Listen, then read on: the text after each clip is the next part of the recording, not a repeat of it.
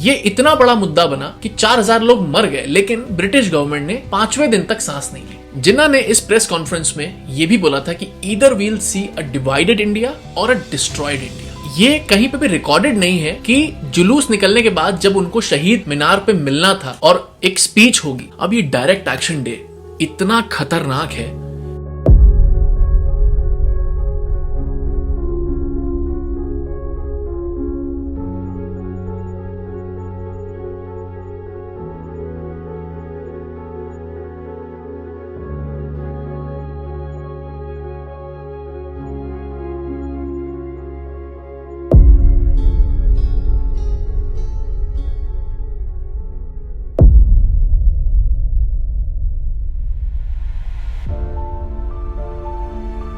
जुलाई आते आते cabinet mission पूरी तरह फेल हो चुका था, जिसपे मोहम्मद अली जिन्ना जो पहले इस प्लान के समर्थन में थे वो भी अब बैकआउट कर रहे थे।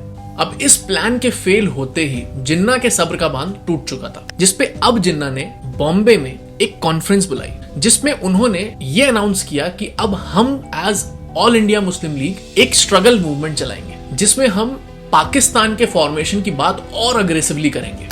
तारीख मुकर्रर की गई 16 अगस्त 1946, जिसका नाम दिया गया डायरेक्ट एक्शन डे। जिन्ना ने इस प्रेस कॉन्फ्रेंस में यह भी बोला था कि ईदर वील सी अ डिवाइडेड इंडिया और अ डिस्ट्रॉयड इंडिया। तो इस डायरेक्ट एक्शन डे का एजेंडा क्या था? उनका एजेंडा यह था कि हम पूरे देश में मुसलमानों के हक के लिए बात करेंगे, हड़ताल करेंगे, जुलूस निकालेंगे, मीटिंग्स करेंगे। कोई अगर सरकारी दफ्तरों में काम कर रहा है तो वो भी नहीं, कहीं पे भी कोई कॉपरेशन नहीं मिलेगा आपको मुस्लिम से।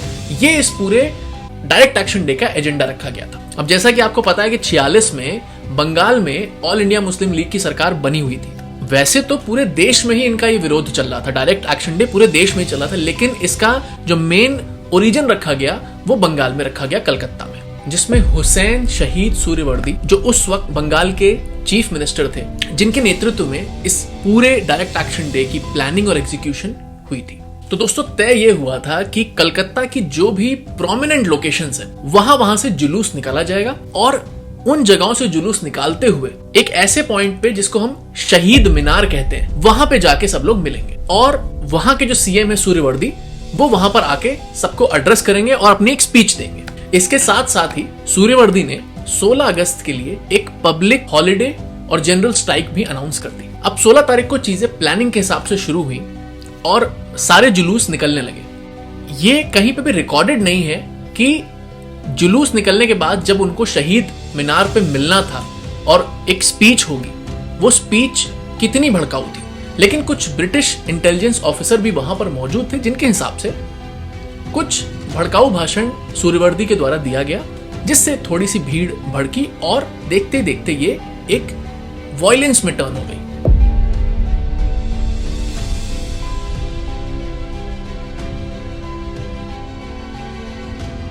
अब ये जो वॉयलेंस है ये पूरे 4 से 5 दिन तक चले, जिसमें तकरीबन 4000 लोग की मौत हुई।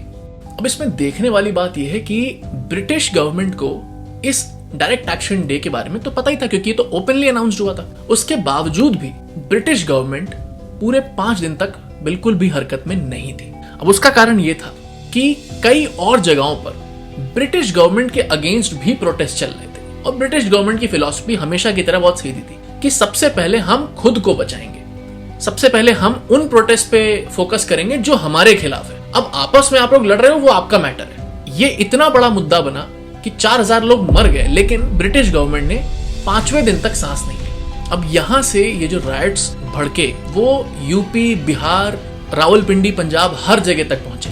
अब इन राइट्स के बाद हिंदू मुस्लिम यूनिटी का पूरा चैप्टर ही क्लोज हो गया था बंगाल में। ये पहली बार पार्टीशन के राइट्स थे, पहली बार एक रिलीजन को खत्म करने के राइट्स थे। हिंदू कह रहे थे कि मुस्लिम्स को खत्म करो और मुस्लिम्स कह रहे थे हिंदू को खत्म करो। ये पहली बार हो रहा था। देखते ही देखते देश के और कोनों में भी छोटे मोटे राइट्स शुरू हो चुके थे, लेकिन इसके साथ साथ एक चीज और थी जिसको हम कहते हैं ट्रांसफर ऑफ गवर्नमेंट। इसकी बात भी शुरू हो चुकी थी। तो तारीख आती है 2 सितंबर 1946, जब वाइसरॉय हाउस में सभी पॉलिटिकल पार्टीज को बुलाया जाता है और एक मीटिंग होती है, जिसमें कांग्रेस और ऑल इंडिया मुस्लिम लीग के सबसे ज्यादा लीडर्स आए थे। अब इस मीटिंग का एजेंडा ये था कि एक वॉइसरॉय काउंसिल बनाई जाएगी जिसमें 14 मेंबर रहेंगे जो अपनी अपनी अलग अलग डिपार्टमेंट्स को संभालेंगे। अब इसको हम ट्रांसफर ऑफ पावर ना समझ करके ट्रांसफर ऑफ जिम्मेदारी समझे, जिसको हम कहते हैं इंटरिम गवर्नमेंट। आजादी से पहले 1946 में ही ये इंटरिम गवर्नमेंट का फॉर्मेशन हुआ, जिसमें हमारे ही इंडियन नेशनल कांग्रेस के और ऑल इंडिया मुस्लिम लीग के लीडर्स पहली बार एक साथ काम कर रहे थे। हालांकि 47 में बंटवारा जरूर हुआ, लेकिन 46 तक इंडियन नेशनल कांग्रेस और ऑल इंडिया मुस्लिम लीग साथ में ही काम कर रहे थे। पहले जिन्ना ने अपोज किया था इस प्रपोजल को, लेकिन बाद में वॉइसरॉय लॉर्ड वेवल के कहने पर जिन्ना अग्री कर गए थे। और इस इंटरिम गवर्नमेंट के फॉर्मेशन के बाद सबसे इंपॉर्टेंट चीज एक और आती है, कॉन्स्टिट्यूएंट असेंबली।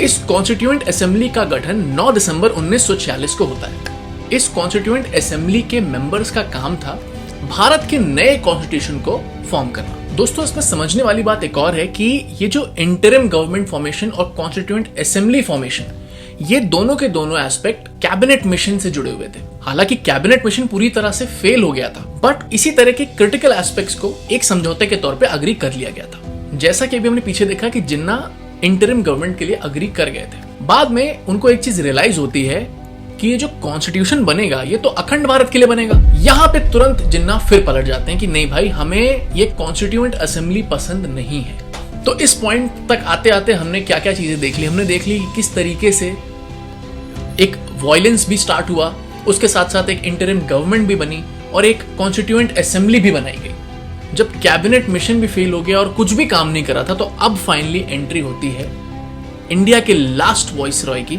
Lord Mountbatten. तो इनका आगमन होता है मार्च 1947 में। आते ही उन्होंने सबसे पहले सिचुएशन का जायजा लिया, सारे पॉलिटिकल लीडर्स से मिले, डिस्कशन किया और प्रॉब्लम्स को समझा। उनसे डिस्कशन करने के बाद माउंटबेटन को यह क्लैरिटी तो मिल गई थी कि अब बिना बंटवारे के काम तो नहीं चलेगा, पार्टीशन तो करना ही पड़ेगा। और इसी के बाद जून 1947 में फाइनली लॉर्ड माउंटबेटन ने अपना एक प्लान अनाउंस किया, जिसको हम सब माउंटबेटन प्लान के नाम से जानते हैं। तो ये माउंटबेटन प्लान काफी डिटेल्ड था, लेकिन अगर इसको हम शॉर्ट और सिंपल में समझें तो इसका सीधा सीधा मतलब ये था कि हिंदुस्तान का विभाजन होगा, एक अलग कंट्री और बनेगी, उसके साथ ही साथ पंजाब और बंगाल का अलग से बंटवारा होगा, जिसके लिए एक अलग से कमीशन बैठाई जाएगी। प्रिंसली स्टेट्स को मौका दिया जाएगा कि या तो वो हिंदुस्तान से जुड़ सकते हैं, या तो वो जो नया मुल्क बनेगा उसके साथ जुड़ सकते हैं, या अपने आप में खुद एक नया मुल्क रह सकते हैं। तो तारीख आती है 3 जून 1947, जब इस पूरे प्लान को इंटरिम गवर्नमेंट के सामने प्रेजेंट किया जाता है, जिसमें Indian national Congress, all India Muslim league और बाकी सभी पॉलिटिकल पार्टीज मौजूद थी। और उसी दिन ये प्लान एक्सेप्ट होता है और अनाउंस भी कर दिया जाता है। अब देखा जाए तो इस अनाउंसमेंट जो तारीख मुकर्रर की गई थी वो 14 अगस्त 1947 की गई थी, लेकिन जब यही प्लान 18 जुलाई को ब्रिटिश पार्लियामेंट में पास हुआ तो तारीख 15 अगस्त कर दी गई। जब ये प्लान प्रेजेंट किया गया था तो कुछ पॉलिटिकल लीडर्स जैसे कि अबुल कलाम आजाद ने ये चीज उठाई थी कि ये जो पंजाब और बंगाल का पार्टीशन होगा, इससे बहुत ज्यादा कम्युनल वायलेंस फैल सकता है। उस वक्त लॉर्ड माउंटबेटन ने एक आश्वासन देते हुए सभी को चुप कराया था कि ऐसी कोई भी सिचुएशन को वो बहुत अच्छी तरीके से संभाल लेंगे। जून 1948 तक वो कहीं नहीं जाएंगे और इंडिया में रह करके इन्हीं सब व्यवस्थाओं पे काम करेंगे और ये मेक श्योर करेंगे कि पार्टीशन एक बहुत ही स्मूथ प्रोसेस हो, जबकि हम सब जानते हैं कि इसी के एकदम विपरीत काम हुए। अब इसके आगे की जो कहानियां हैं कि किस तरीके से पूरा पार्टीशन हुआ, कौन सा प्रिंसली स्टेट खुद एक कंट्री बना, कौन सा प्रिंसली स्टेट हिंदुस्तान से जुड़ा और कौन पाकिस्तान के साथ, पंजाब का जो बंटवारा हुआ और बंगाल का जो बंटवारा हुआ, इस पूरी कहानियों को समझने के लिए हमें फिर मिलना होगा।